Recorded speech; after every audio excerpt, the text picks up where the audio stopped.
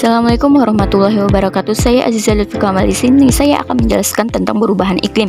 Iklim merupakan rata-rata cuaca yang menjadi penanda keadaan atmosfer dalam suatu kurun waktu tertentu. Iklim juga didefinisikan sebagai ukuran variabilitas kuantitas serta rata-rata yang relevan dari sebuah variabel tertentu, yaitu curah hujan, temperatur, atau angin pada suatu periode tertentu, yang umumnya merentang dari bulan hingga tahunan atau bahkan hingga jutaan tahun. Iklim berubah secara terus-menerus karena adanya interaksi antar suatu komponen dan faktor eksternal. Misalnya saja pada erupsi vulkanik, variasi sinar matahari, serta faktor-faktor yang disebabkan oleh kegiatan manusia seperti pada perubahan penggunaan lahan serta penggunaan bahan bakar fosil. Perubahan iklim adalah perubahan jangka panjang dalam suhu dan pola cuaca. Perubahan iklim menjadi fenomena global yang menjadi perhatian masyarakat di dunia. Perubahan iklim membawa dampak buruk yang merugikan berbagai sektor kehidupan. Oleh karena itu, permasalahan perubahan iklim menjadi tanggung jawab masyarakat. Gejala perubahan iklim. Perubahan iklim merupakan hal penting yang dapat mempengaruhi kehidupan masyarakat dan pembangunan pada masa yang akan datang. Perubahan iklim didasari oleh kejadian yang dialami dalam periode waktu di atas 30 tahun. Selain itu, beberapa variabel perubahan iklim juga berlangsung dalam periode yang relatif lama dengan rentang waktu di atas 20 tahun, sehingga tidak mudah untuk menjelaskan adanya perubahan iklim. Beberapa berikut indikator yang menjelaskan adanya perubahan iklim di suatu wilayah. Yang pertama yaitu peningkatan suhu rata-rata permukaan bumi. Peningkatan suhu di permukaan bumi terjadi seiring dengan meningkatnya konsentrasi gas CO2 di atmosfer dari kendaraan, transportasi, industri, dan lain-lain. Hasil penelitian gas karbon dioksida dan beberapa gas lain mampu memperangkap panas yang dilepas di atmosfer. Yang kedua yaitu peningkatan suhu permukaan air laut. Sejak tahun 1993 hingga 2020, suhu permukaan laut global mengalami peningkatan dengan laju sekitar 0,016 derajat Celcius per tahun. Kejadian setara dengan 0,43 derajat di seluruh dunia. Peningkatan suhu laut berdampak signifikan terhadap kehidupan dan ekosistem laut serta berpotensi menyebabkan kematian pada organisme yang tidak dapat bermigrasi ke perairan yang lebih ringan. Yang ketiga yaitu pencairan luas es permukaan bumi dan kenaikan permukaan air laut. Mencairnya es di kutub merupakan salah satu dampak terburuk pemanasan global karena adanya peningkatan suhu bumi. Selama musim panas 2020, Laut Wandel di bagian timur dari area es terakhir di kutub utara setelah kehilangan 50% es lapisan atasnya. Es di kutub yang mencair berdampak lagi seluruh kehidupan di bumi, terutama manusia. Salah satu dampaknya adalah meningkatnya perubahan air, peningkatan permukaan air laut. Yang keempat yaitu perubahan pola cuaca ekstrim. Cuaca ekstrim merujuk pada kondisi cuaca yang di luar dari kebiasaan atau normal. Hal ini mencangkup fenomena cuaca seperti hujan deras, banjir, badai petir, topan, tornado, atau gelombang panas yang ekstrim dapat menyebabkan dampak serius terhadap lingkungan dan kehidupan manusia, kerusakan tanaman, hewan, ternak, dan lain-lain. El Nino merupakan fenomena cuaca yang terjadi akibat dan dipicu peningkatan suhu permukaan air di Samudra Pasifik Tengah dan di Timur yang menjadi lebih hangat dari biasanya, menyebabkan pola cuaca global yang berdampak signifikan pada di berbagai wilayah di dunia, termasuk di Indonesia. La Nina adalah salah satu fenomena alam yang terjadi secara periodik di Samudra Pasifik, menyebabkan suhu muka laut di wilayah tersebut mengalami penurunan sehingga udara terasa lebih dingin dari biasanya dan berdampak pada curah hujan yang lebih tinggi dan rata-rata sehingga menyebabkan bencana. Netral merupakan kondisi normal, tidak terjadi El Nino dan La Nino selama fase ensonetral. Suhu muka laut di barat Pasifik akan selalu lebih hangat dari bagian timur Pasifik.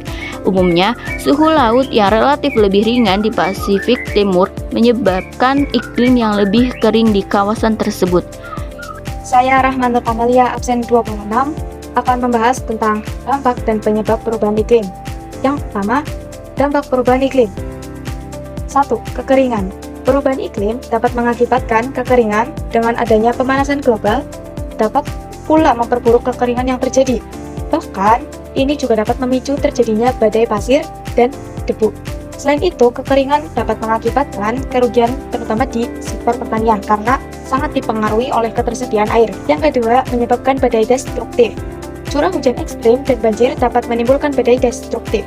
badai seperti siklon, hurikan, dan typhoon diketahui lebih kuat pada permukaan air laut yang lebih hangat. Yang ketiga, punahnya beberapa spesies. Perubahan iklim mempercepat laju kepunahan beberapa jenis spesies seperti karnivor, spesies lokal endemik, dan spesies migran.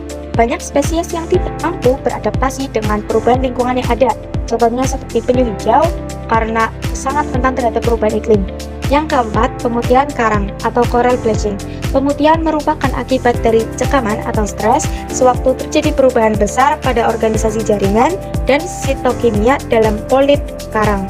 Proses ini menyebabkan koloni karang menjadi putih. Kelima, penyusutan keragaman sumber daya genetik. Kemarau berkepanjangan maupun curah hujan yang terlalu tinggi berdampak besar terhadap lingkungan, contohnya seperti bencana alam.